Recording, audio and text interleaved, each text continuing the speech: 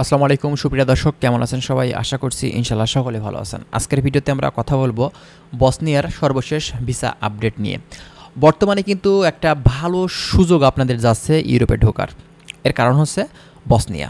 Bosnia দেশটি বর্তমান সময়ে এখন বসনিয়ার যে অ্যাম্বাসি সেখান থেকে কিন্তু প্রচুর পরিমাণে ভিসা স্টিকার করছে। আপনারা হয়তো অনেকেই বিশ্বাস করবেন, অনেকে হয়তো বিশ্বাস করবেন না, কিন্তু রিসেন্টলি আমরা যে তথ্যটি পেয়েছি সেটা কিন্তু খুবই পজিটিভ, যেটা বাংলাদেশিদের জন্য খুবই ভালো। কারণ ইউরোপের দেশগুলোর ভিতরে আপনার বর্তমানে এখন আপনার এই যে বসনিয়া দেশটি, এই দেশটি কিন্তু আপনাদের জন্য খুবই ভালো হবে এবং এই দেশটিতে বর্তমানে এখন প্রচুর পরিমাণে কিন্তু কাজের সুযোগ আছে।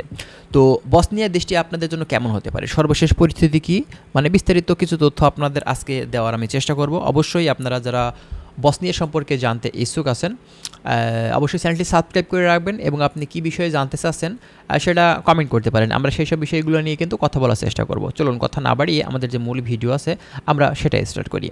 আচ্ছা, ফার্স্ট অফ অল আপনাদেরকে বলি যে বসনিয়া এখন বর্তমান সময়ে মানে আপনাদের কেমন হতে পারে বসনিয়া দেশটি। দেখেন, বসনিয়া ইউরোপের নন সেনজেন কান্ট্রিগুলোর ভিতরে কিন্তু একটা অন্যতম দেশ, এটা বলকানের কান্ট্রি।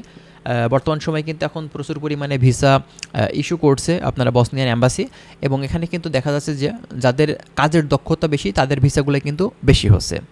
এবং যে কোম্পানিগুলো থেকে মূলত আপনার হচ্ছে পারমিটগুলো আসছে, ওই কোম্পানির যদি কোনো ধরনের ঝামেলা না থেকে থাকে এবং আপনার ডকুমেন্টসগুলো যদি সব কিছু ঠিকঠাক থেকে থাকে, এক্ষেত্রে কিন্তু আপনার ভিসাটা হয়ে যাবে। এবং বর্তমানে বসনিয়ার একটি পারমিট আসতেও কিন্তু দেখা যাচ্ছে যে অনলি 2 মাস মতন সময় লাগছে।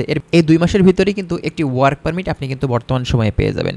এবং বাদবাকি যে প্রসেসিং আছে অ্যাম্বাসির কার্যক্রম, ভিসা স্টিকার টোটাল করতে আপনার দেখা যাবে যে প্রায় 6 থেকে 7 মাস প্লাস লাগতে পারে। এখন কোনো এজেন্সি আপনাকে যদি বলে যে ভাই আপনাকে 2 মাসে ভিসা করিয়ে দিবে, এক্ষেত্রে কিন্তু ভাই এটা ফ্রড বা বাটপার। আমি গতকালকেও সার্বিয়ার একটা পেজ আছে, গ্রুপ আছে, সেখানে কিন্তু দেখলাম একজন কমেন্ট করছে, ভাই আমার কাছ থেকে 4 জন টাকা নিয়েছে এক এজেন্সি, মূলত উনি হচ্ছে মাঝখানের দালাল, ঠিক আছে। তো একজনের মানে পার পাসপোর্টের উপরে 1 লক্ষ করে টাকা নিয়েছে। ওই দালাল কিন্তু টাকাটা তুলে মনে করেন যে এজেন্সিকে দিয়েছে, এবং ওই এজেন্সি ওই দালালকে বলেছে যে আপনাকে সার্বিয়ার ভিসার কথা, ঠিক আছে, সরি আপনার মন্টিনিগ্রোর ভিসার কথা বলেছে, 1 মাসের ভিতরে আপনার ভিসা কমপ্লিট করে দিবে এবং নেক্সট মান্থে ফ্লাইট, ঠিক আছে। উনি কী করছে, ওই 4 জনের কাছ থেকে 1 লক্ষ করে 4 লক্ষ টাকা নিয়ে এজেন্সিকে দিয়েছে। এখন ওই এজেন্সি এখন লাপাত্তা, ঠিক আছে। এখন মাঝখানে সে দালাল, সে কিন্তু এখন ফেসে গেছে। সে এখন বলছে যে আসলে আমি এখন কি করব, আসলে আমার তো ওই 4 লক্ষ টাকা এখন আমার ঘাড়ে পড়ে গেছে। সে তো ভাই পালিয়ে গেছে, সে যে এজেন্সি যে আপনার অফিসটা ছিল সেখানে নেই, সে তালা মেরে ওখান থেকে ভেগে গেছে, ঠিক আছে। তাকে এখন আর খুঁজে পাওয়া যাচ্ছে না।